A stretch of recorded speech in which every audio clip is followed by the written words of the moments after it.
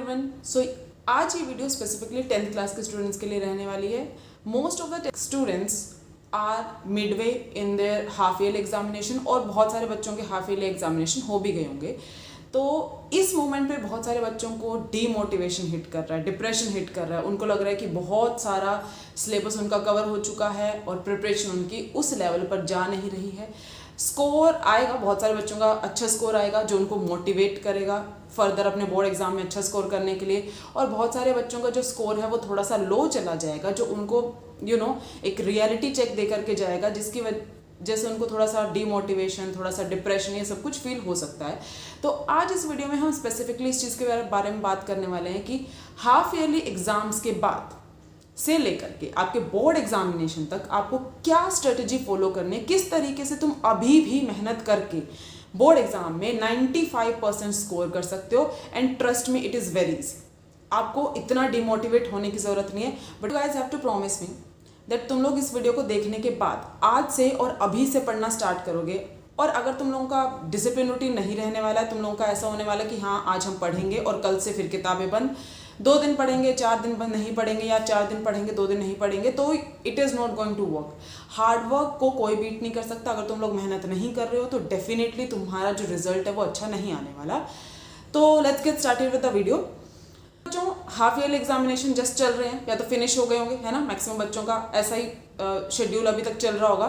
तो देखिए, अभी आप लोगों को एक्स्ट्रा मेहनत करने की ज़रूरत नहीं है सिटिंग बनाने के लिए अपनी। ऑलरेडी आप लोग हैबिचुअल हैं थोड़ा बहुत पढ़ने के, सब 2 से 4 घंटे अपना आराम से इन्वेस्ट करके एग्जाम्स दे रहे होंगे। तुमको 2 से 4 तो मैं बहुत कम बोल रही हूँ, तुम दिन भर पढ़ते हो, उसके बाद जाकर के एग्जामिनेशन दे रहे होंगे अपना। तो तुमको सिटिंग बनाने के लिए, अपना 3-4 घंटे की सिटिंग बनाने के लिए एक्स्ट्रा मेहनत करने की ज़रूरत नहीं। Already you guys are habitual of studying, इसको ब्रेक नहीं करना है। पहली चीज़ अपना दिमाग में ये चीज़ क्लियर कर लेना कि अब जो तुमने हाफ ईयर के टाइम पे जो पूरा रूटीन सेट किया है इसको ब्रेक मत कीजिएगा।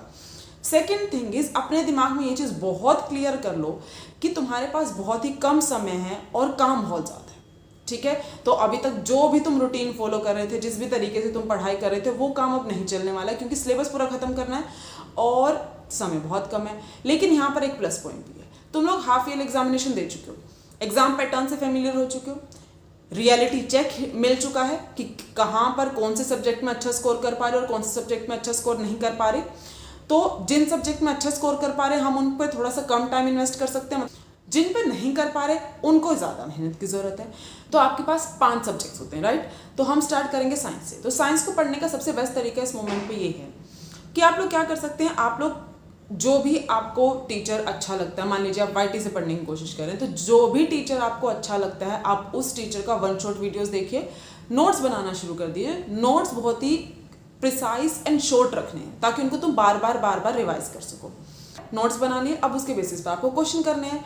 बहुत सारे बच्चों को ये लगता है कि जब हम ये बात करते हैं कि पीवाईक्यूज आपको करने हैं, तो बहुत सारे बच्चों को लगता है कि हमको 10 साल के पीवाईक्यू करने हैं, 5 साल के करने हैं। इन सब क्वेश्चंस का एक ही सॉल्यूशन है बच्चों, आप लोग पीवाईक्यू कीजिए, सबसे रीसेंट वाले पीवाईक्यू से शुरू करो। मान लीजिए अभी 2025 है आपका, 26 में आपका एग्जामिनेशन होने वाला है, जो इस साल एग्जाम हुआ है ना उसके पीवाईक्यूज पर पहले फोकस करो, देन आप बैकवर्ड्स चलिएगा।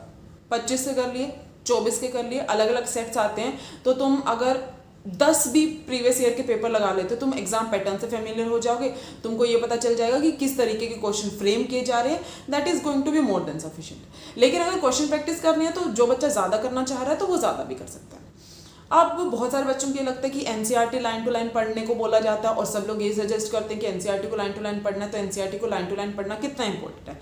देखो, जो बच्चा पढ़ रहा है बहुत अच्छी बात है, पढ़िए, ठीक है। मैं ये नहीं बोलूँगी कि एनसीईआरटी को लाइन से लाइन पढ़ना ज़रूरी नहीं है, इंपॉर्टेंट नहीं है, लेकिन मैक्सिमम बच्चों को यही नहीं समझ में आता। अब तुम पढ़ तो रहे हो NCERT, but you guys have no idea कि क्वेश्चन किस तरीके से फ्रेम किया जा सकता है। मे भी तुमको जो लग रहा हो ना कि ये लाइन तो इंपॉर्टेंट ही नहीं है, हो सकता है एग्जामिनर ने उसी से क्वेश्चन फ्रेम कर देना है।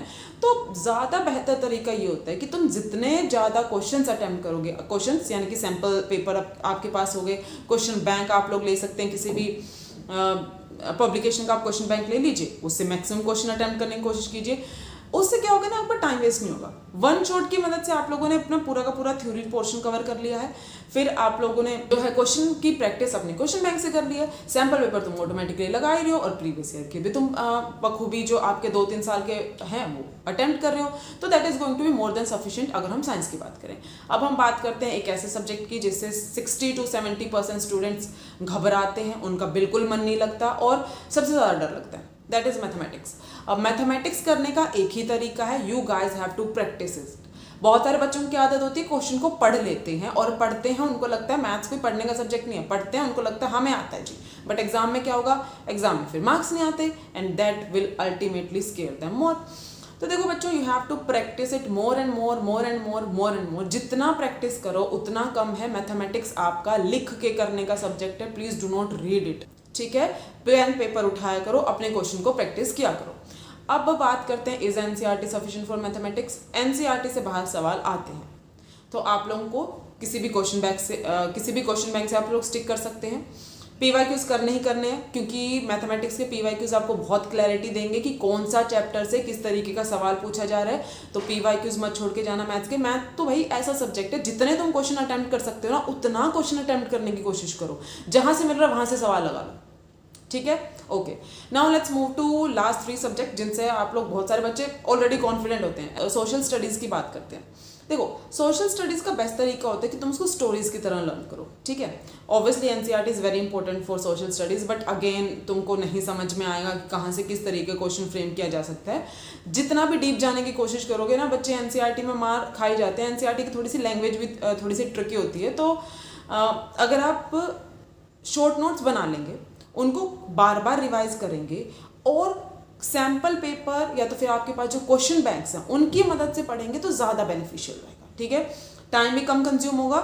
और देखो, जो सोशल स्टडीज़ के जो तुम नोट्स बनाओगे ना, उनको रिपीटेटिवली रिवाइज करना। ज्योग्राफी जैसे सब्जेक्ट्स हैं, बच्चे भूल जाते हैं, जगहों के नाम, प्लेसेस के नाम भूल जाएंगे, क्या चीज़ कहाँ से बिलोंग कर रही थी वो भूल जाएंगे। तो बार बार रिवाइज करना बहुत इंपॉर्टेंट हो जाता है अगर हम एसएस की बात करें। अब हम चलते हैं आपके पास हिंदी इंग्लिश की। मैक्सिमम बच्चों को हिंदी इंग्लिश में कोई दिक्कत नहीं आती, बस एक ही ट्रिकी चीज़ होती है वहाँ पर। हिंदी और इंग्लिश में आप सब बच्चों को हर एक चैप्टर एज अ स्टोरी याद रहता है, स्टोरी की तरह। जिसको नहीं याद है भाई वो याद कर ले। लेकिन बच्चों, मेन जो इशू है हिंदी इंग्लिश के अंदर या किसी भी लैंग्वेज के एग्जामिनेशन के अंदर, वो ये है कि तुमको जो आंसर फ्रेम करना है, जो आंसर राइटिंग है, वो आपको थोड़ा सा जो एग्जामिनर के माइंडसेट के अकॉर्डिंग करनी पड़ेगी। मतलब तुमको स्टोरी तो याद है लेकिन आप उसके इंपॉर्टेंट कीवर्ड्स भूल जाते हैं। हम क्या करते हैं, ऊपर ऊपर से स्टोरी को याद कर लेते हैं, लिख देंगे अपनी मनमर्जी से। That is a good thing, but आपको उन कीवर्ड्स को भी साथ में याद रखना है कि जो तुमको क्वेश्चन के जब आंसर राइट कर रहे होगे तो वहाँ पे इंसर्ट करने हैं, उन कीवर्ड्स के मार्क्स मिलते हैं, ठीक है। तो उन कीवर्ड्स को भी आप लोग याद कीजिए। मतलब हिंदी इंग्लिश में आप लोग जो है आंसर राइटिंग के ऊपर ज़्यादा फोकस कर सकते हैं। Again the best way is to go with sample papers, PYQs and question banks. तो तुमको हिंदी इंग्लिश पे सिर्फ उतना ही टाइम इन्वेस्ट करने की जरूरत है। तुमको ऑलरेडी पता है किस चैप्टर के अंदर क्या क्या है ना। तो तुम क्या कर सकते हो, अपना आंसर लिखने की प्रैक्टिस करो, उस पर इतना एक्स्ट्रा टाइम इन्वेस्ट करने की जरूरत नहीं कि तुम भाई अलग से एक एक चीज़ एनसीईआरटी के एक एक लाइन पढ़ रहे हो, उतना जाने की उसमें ज़रूरत है नहीं, ठीक है। तो अगर आप हर सब्जेक्ट के लिए इस तरीके से पढ़ाई करेंगे तो डेफिनेटली आप लोगों का 95% स्कोर आने से कोई नहीं रोक सकता। एंड ट्रस्ट मी, आप लोग कर सकते हैं। You all are capable of scoring more than 95% in 10th examination. Just तुमको फोकस, डेडिकेशन की ज़रूरत है। तो आप इस तरीके से, इस स्ट्रेटेजी से पढ़ेंगे तो डेफिनेटली आपका अच्छा स्कोर आएगा। सो all the best and please do let me know कि कौन कौन बच्चा आज से पढ़ना शुरू करने वाला है। Okay, so all the best for preparation. Have a nice day, bye bye.